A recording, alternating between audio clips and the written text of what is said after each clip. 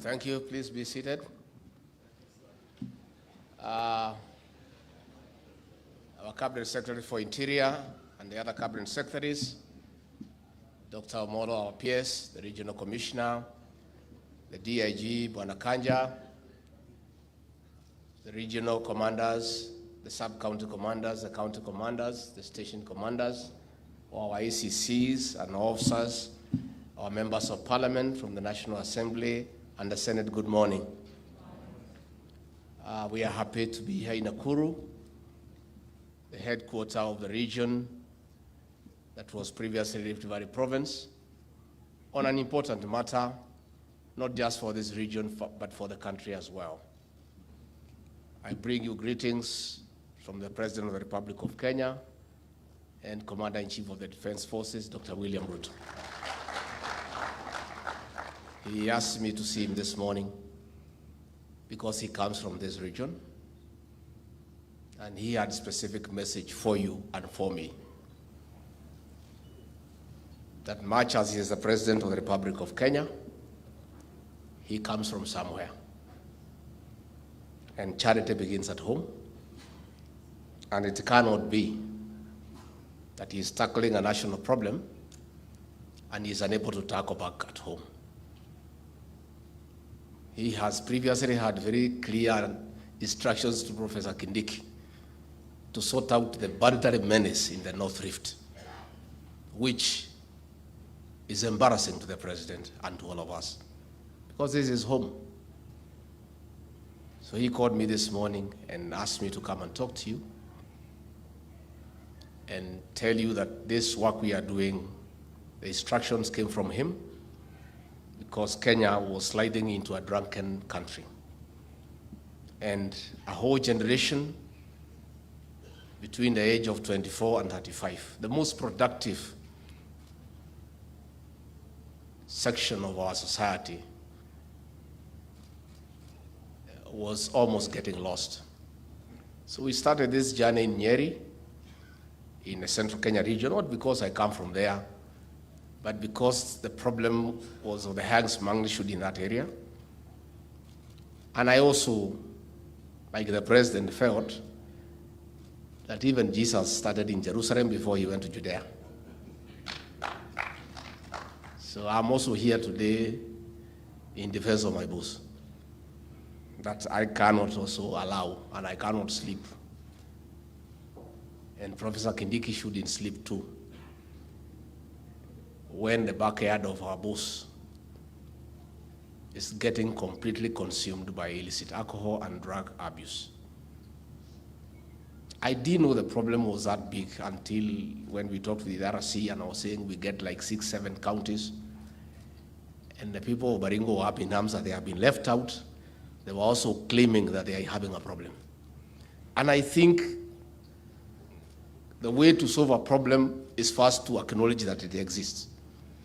And I'm so happy, and I really want to thank the senators and the members of parliament who are here for acknowledging that we have a problem. Once we diagnose the problem, that's what a good doctor will do, then he'll go ahead and do a prescription. The truth of the matter, we have a problem. I am many times accused of being paranoid about the previous administration. I'm not, I'm just truthful, because I think it's good to be truthful.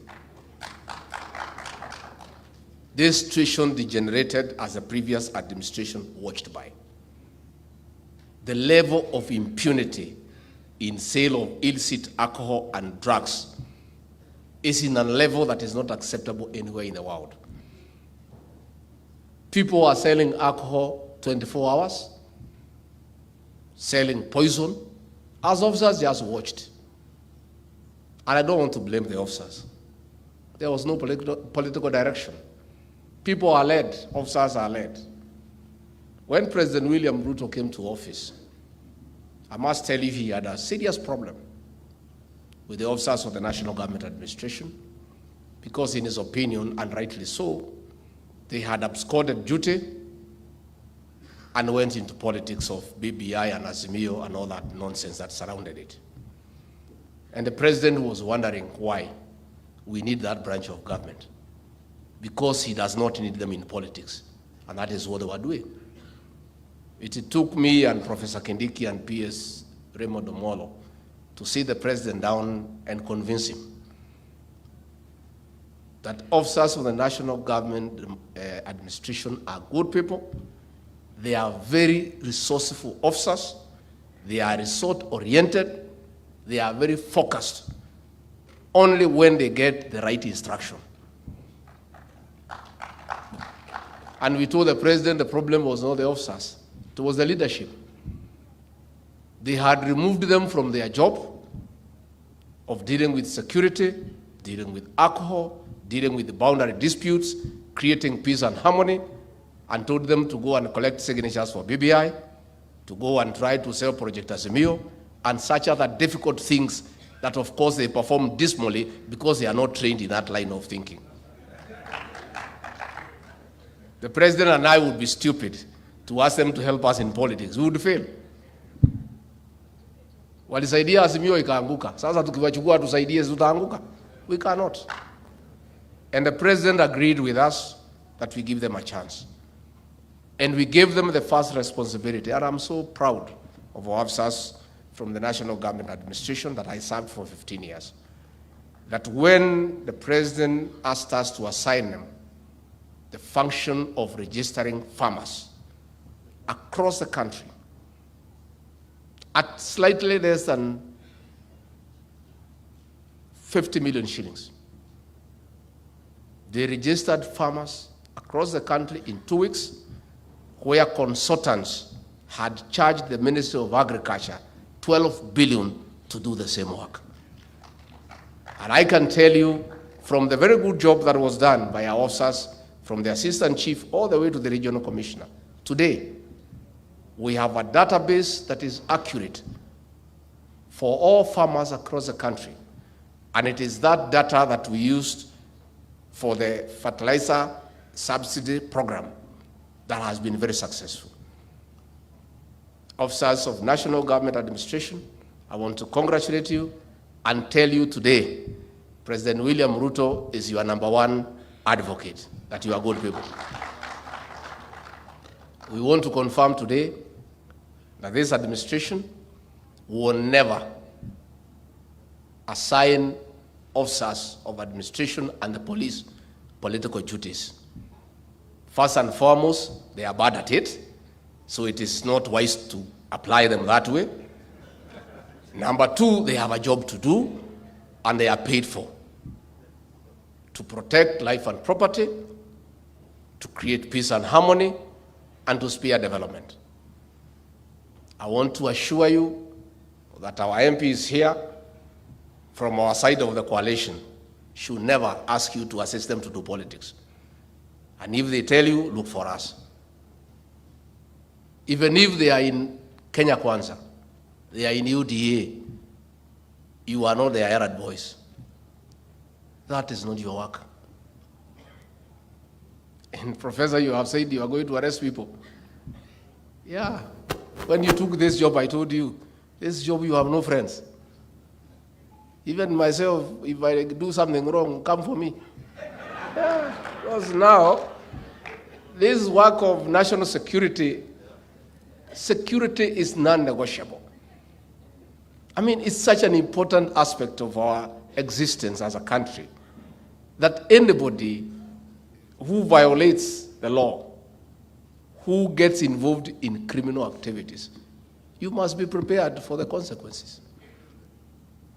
I invite leaders to read the Penal Code, Cap 6.3. Align yourself with it so that as you do your things wherever you are, you keep it in your car so that you keep on checking what you are doing. Because the way the professor have talked here, I'm very scared for you.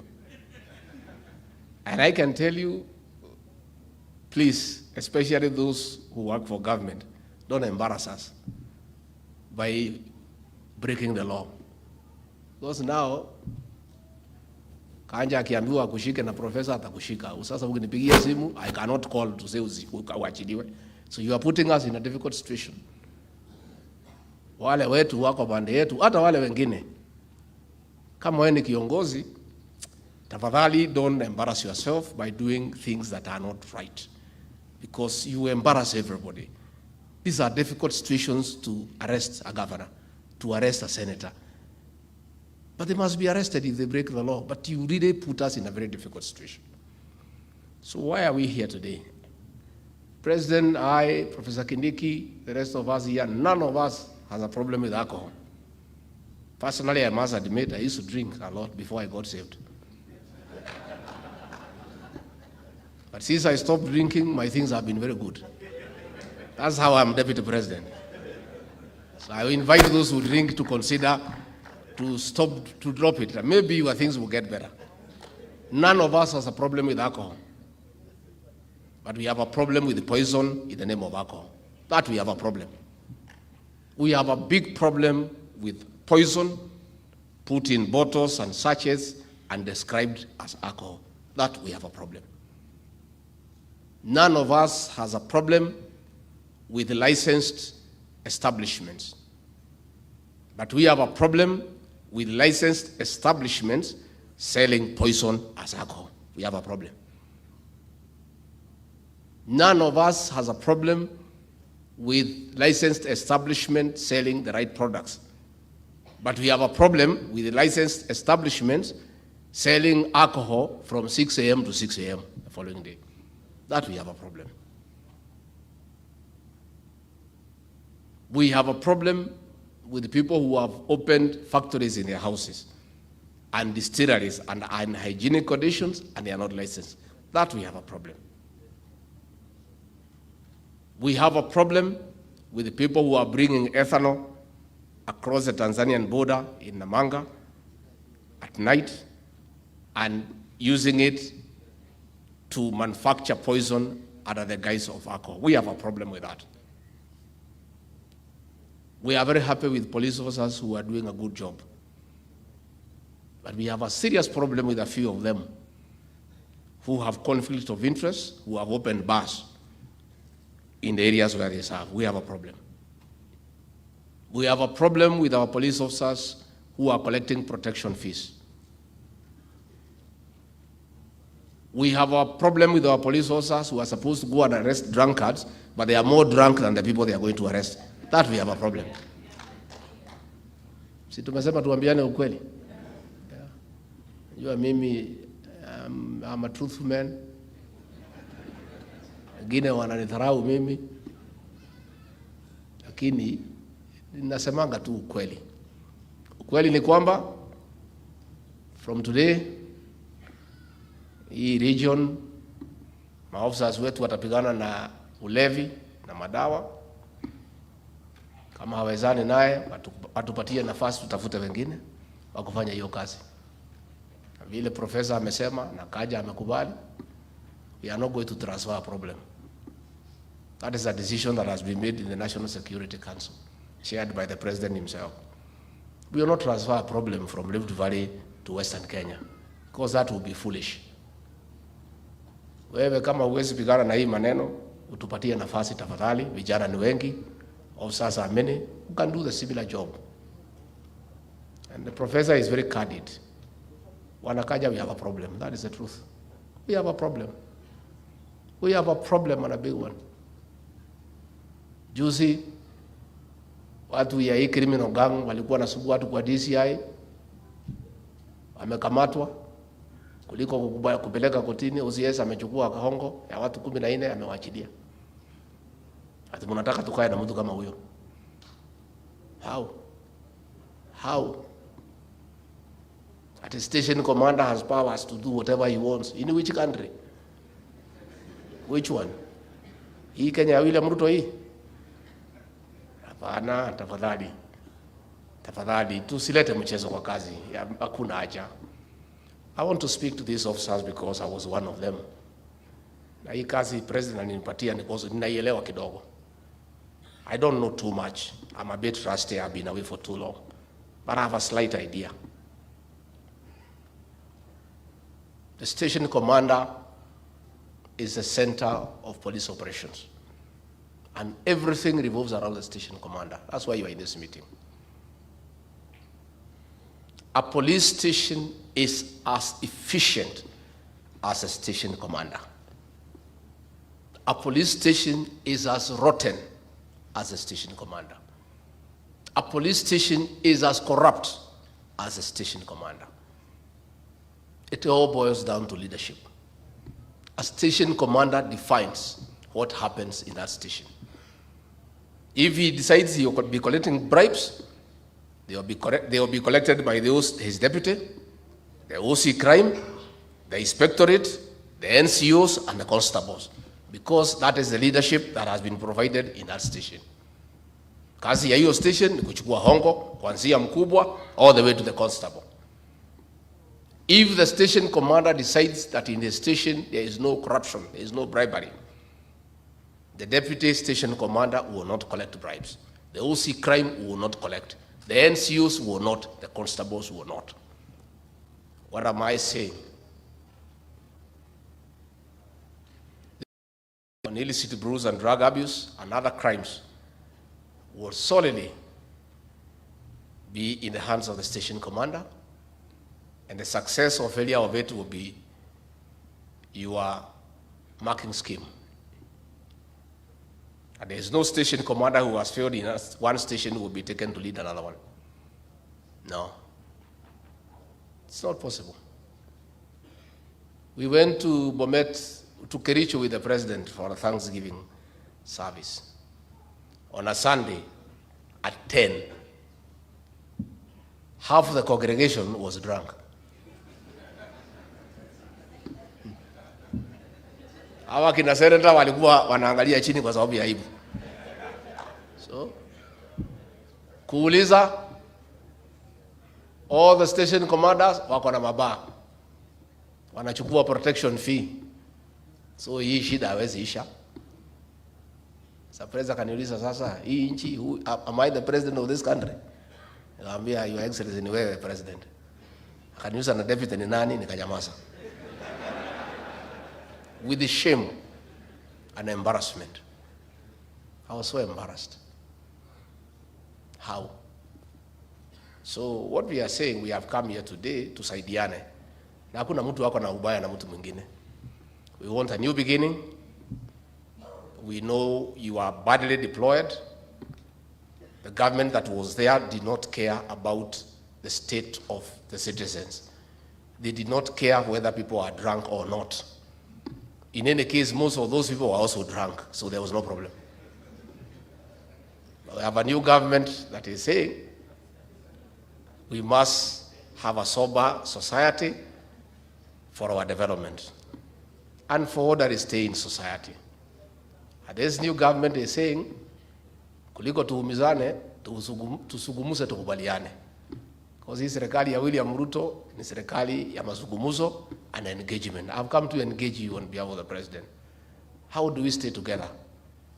Please understand us. Hatuna ubaya. Tunataka tu watu wazuri, na hatutaki ulevi ya kupindukia, na hatutaki vijana wetu wakufe. We need them because we don't want to have widows and orphans. And I don't think we are wrong. I think we are good people. Na hatuna ubaya na mtu yeyote. Tunataka kusema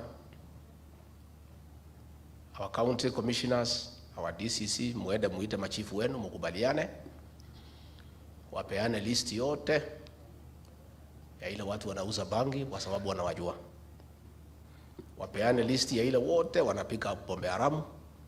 Wale wote wanatumia license establishment kuuza sumu, wapatie jinyi hiyo list. Wewe uita kamati yako, ufanye kazi. Hiyo watu washikwe, wapelekwe kotini. DPP, they are here, they are represented. We had a sitting with them, tulikubaliana how we work together. We are not asking for too much. Jana kwa sababu mimi niko na marafiki, mtu Naivasha ameniletea list yote, nitapatia watu ya Naivasha. Mwenda muifanyie kazi kuanzia saa 10 mkirudi. Nitamsaidia na hiyo list. Najua mimi na president, because of being hustlers, I know we are not very popular with you because we talk to people who you lead directly. So tunajua mambo mingi ile naendelea. Hata mkitudanganya mmefanya, tunaambiwa. So tunachukua masimu, tunakuwa watu tunapigia. Iko kijana alinitafuta jana kutoka Naivasha, akameniletea list. Kaniambia hii watu yote ndio wameharibu Naivasha na wanalidwa na USPD, wanalidwa na OCS, wanalidwa na DCC, lakini hakuna vita. If I give you that list, muende muachane na hao. Muaruke sasa mkuje pande yetu. Sababu sasa unajua msipoaruka sisi tutaruka nyinyi na hamtakuwa huko. So you will not be of use to them. And by the way, there is a saying, crown ni mabati. Unaikulia tu saa ile iko pale. Ikitoka si useless. Hiyo watu wote wanahonga nyinyi. Saa ile tunakutoa hiyo line inakata immediately. Sasa mshahara imekata na hiyo line imekata. So why don't you have your salary which is more sustainable and more definite? In any case, good people, mimi nitetea nyinyi wakati ya campaign kwa president. Tulipoingia, profesa ameweka kamati ya task force inaongozwa na Justice Maraga. Hivi karibuni mambo yenu iko sawa.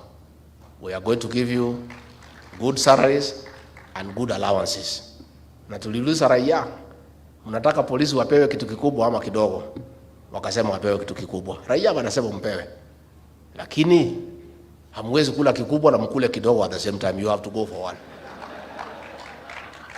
Si tukubaliane? So kikubwa mtapata na nyinyi muachane na hii kidogo. And hii kitu kidogo is not sustainable. It's short-lived. It's not sustainable. Why don't you have something that is sustainable and keep your job and take care of your family? So ma DCC muite ma chiefs yenu na assistant chiefs wapatie nyinyi ma list, muanzane na kazi within 2-3 weeks. Ipombe ishe. We are coming with the president for 2 weeks in this region, and one of the ways to judge your performance, tukikuta hata mlevi moja tu kwa mkutano yako, kazi yako inaishia hapo on the spot, hapo. Na nimemwambia put your notice. Najua mimi ni mtu naibia nyinyi siri kwa sababu I was one of you. Tutakuja tukikuta mlevi moja kwa mkutano 1 at 10 AM vile DIG amesema na nilisema na ikarudiwa sana kwa radio. The government policy is very simple. In allocation, the chief and illicit brew and bangi cannot coexist. Since bangi and alcohol cannot make a decision, the person to make the choice is the chief. Ni nani atakaa na nani ataondoka. If I was a chief, mimi ningesema pombe iondoke ndio nikae. But I'm not a chief, so I don't have a say in that matter. OCS in your area, the same. Mwede mfanye kazi. Let us talk to our governors here. Pia governors, sitaki kusema ni nyinyi kwa sababu mmekuja juzi na sisi. Our governors walituangusha. When the Liquor Licensing Court was being chaired by the DC, na watu ya nakada na nini, the kind of bars we have seen being licensed by county governments, it was not possible. Governors have licensed every small building in a trading center into bar and restaurant. Ukweli ama uongo? And these officers are complaining, and they are right. Now, bar and restaurant, when I used to drink, and I have not forgotten because it's about 10 years ago, bar and restaurant is that huge place with a big hotel na marumu ya kulala na nini. Sasa ukilala hapo unaweza kunywa kitu, unaweza kukula. So inafunguliwa throughout because you eat and unateremusha moja kusiaga chakula, which is okay. This is fine. Kama ni wine chupa 1 glass or 2, which is okay. You know?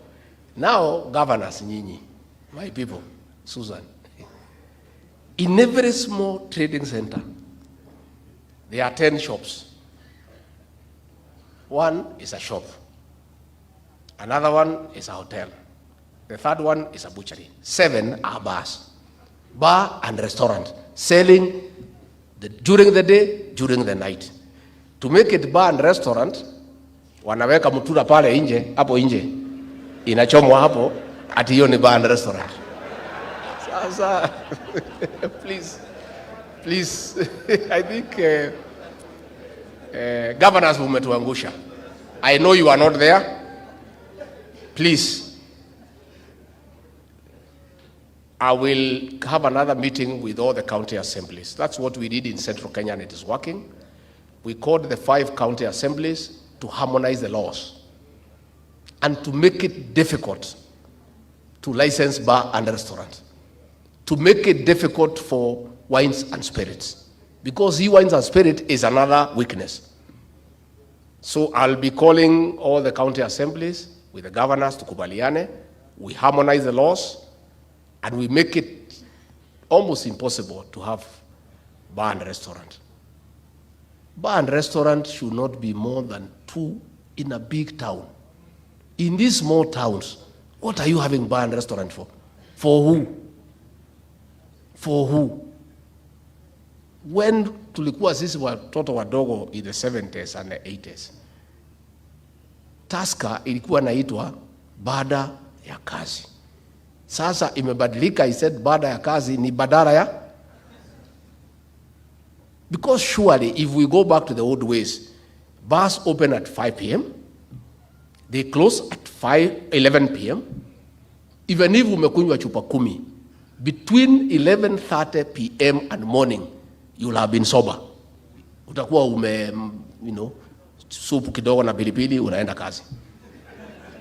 Lakini sasa hii yote is open throughout. Even these police officers, they are human beings. Si hata hawa wanaangukia hiyo mtego. Because it's also very tempting. So we are asking our governors to agree. I'm requesting them to agree. We change the law. We get the liquor license in court so that they are also members from the National Police Service. They are members from the National Government Administration.